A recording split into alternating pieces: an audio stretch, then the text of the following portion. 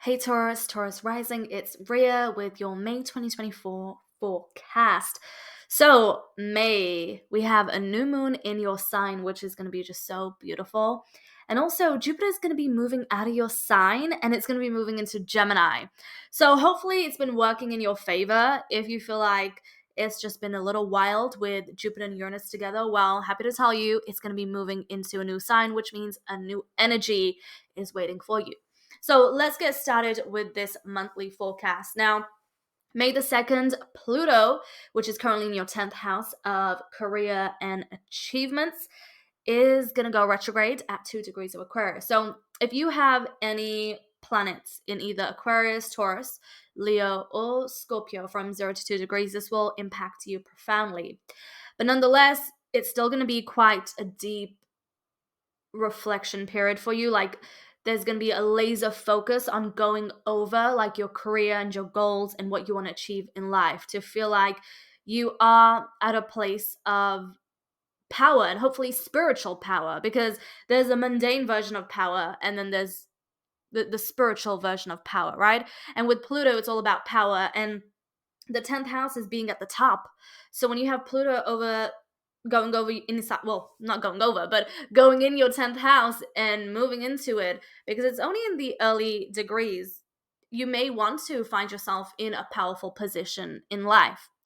So there's going to be a deep reflection period during Pluto in retrograde. So that's the intense stuff, right? But let's get into the more blissful, comfortable, positive energy, because on May the 7th, we have a new moon in your sign at 18 degrees. So if you have any planets or angles in either Taurus or even Scorpio at 18 degrees or close by, this new moon will impact you the most. And it's a beautiful new moon. Like, new moons are about a new chapter, a new cycle, a new beginning. And we're going to have the sun, the moon, Venus, Uranus, and Jupiter all in the sign of Taurus. And it's going to be the last time where Jupiter and Uranus will be in your sign until the next cycle, you know? So it's going to be quite a profound energy. And it can definitely bring you just like the final blessings of Jupiter, the goodbye, the farewell. And for those that it's impacting quite profoundly, when it comes to just life and relationships and your level of comfort and the stability you want, there can definitely be a blessing on the way, or just a huge manifestation that brings you all that your heart desires. Like, Taurus is, from the most spiritual aspect, it's the heart chakra, it's the heart energy. You know, when you do everything with love from the portal of your higher heart, that's how you bring that energy back into your life. That's how you manifest. Like, for you, manifestation occurs through the portal of your heart, the higher heart. So it's a beautiful energy. Definitely work with it. Be in ritual, work with the moon. You know, write down all that you want to attract in your life until the next 12 months and be just in bliss. You know, it's a beautiful, comforting new moon. May the 15th, Mercury will enter your sign, moving into your first house. So communication and even like travel can be very soothing for your soul. You can definitely have very pleasant conversations with other people. You may feel very artistic in your communication, and also you may enjoy just traveling and going out on a vacation or going to the spa, or just being in luxuries, just being in pleasure and comfort. May the 20th, the sun enters Gemini, which means the sun will be shining light in your second house. Now, Taurus rules over the second house. The second house is about your sense of self-worth and value, and it's usually through the avenue of finances and the material and possessions, and that's what gives you your level of security, and it's very important for you. So with the sun here, there's a lot of energy here, a lot of momentum here. You can definitely expect a lot of change and shift, because we're going to have Jupiter that moves into your second house. So definitely going to be a very abundant time, money manifestation type of energy. So you also, I need to let you know, with Jupiter here, we're going to get into Jupiter, but let me just say it right now.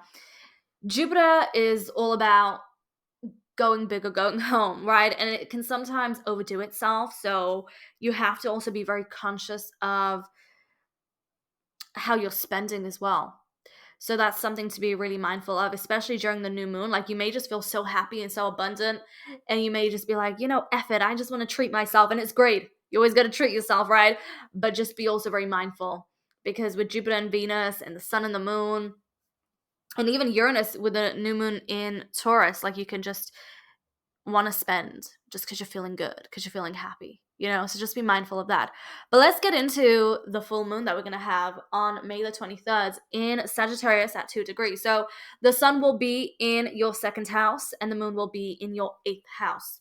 So this is the axis of money. This is the axis of finances, and the 8th house is more about joint finances and investments, and also it's much more deeper than just that. Like, we get into the spiritual aspect of it. It is the house of Scorpio, the house of Pluto. So there's many different layers and depths to it. It can be just a lot of transforming and really realigning the soul as well. Sometimes it can happen through the more intense experiences in life, and that can be a manifestation.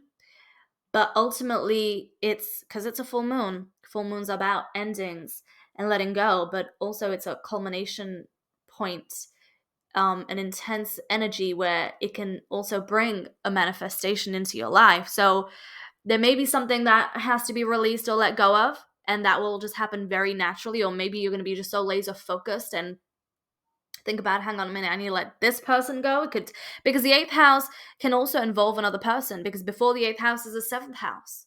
And the 8th house is about taking partnerships and relationships further and having this level of trust where money can be involved, or possessions and the material can be involved, or just opening your soul up to somebody can be involved. So there could be that, but then also there could be an energy that brings in abundance, because Pluto and this full moon are positively interacting. So it can also be connected to your career. I mean, money, career, they go hand in hand. So a very profound time for you.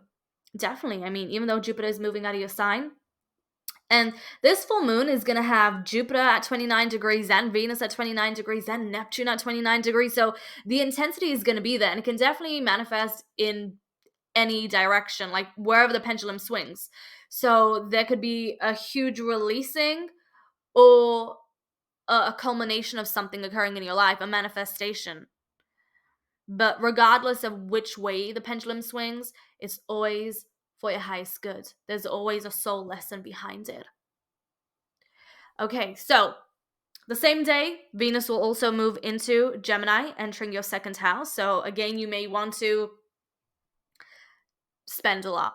So be very mindful, because on May the 25th, Jupiter moves out of your sign and moves into Gemini, into your second house. So when Venus and Jupiter are in the second house, I mean, you can definitely be more prone to spending and not putting your feet on the ground and really taking a look at, hang on a minute, am I just spending unnecessarily, or is it because I'm actually in need of these things? Like, you got to be so conscious with Jupiter and Venus together in the second house. But at the same time, it can definitely bring a lot of abundance in your life as well. It can make you feel so good and make you feel like you're just worth it and deserving, and you can bring in so much abundance. So it can work either way. It's all about when you are in alignment and when you are grounded, you can make better decisions and also bring things into your life. So you can definitely be either a money spender this month or a money manifester this month. But it's a beautiful energy for you. So Taurus rising, I hope you have an incredible month. You got a new moon in your sign, and it's just gonna bring just a lot of change. So, have a beautiful month. If you enjoyed this forecast, give it a thumbs up so I know you enjoyed it. Leave me a comment down below. I would love to connect with you. Subscribe, connect with me on TikTok at ASTROLOGY, and for one-to-one sessions, or if you want an emailed reading, check out my booking website in the description box, and I'll see you soon. Lots of love.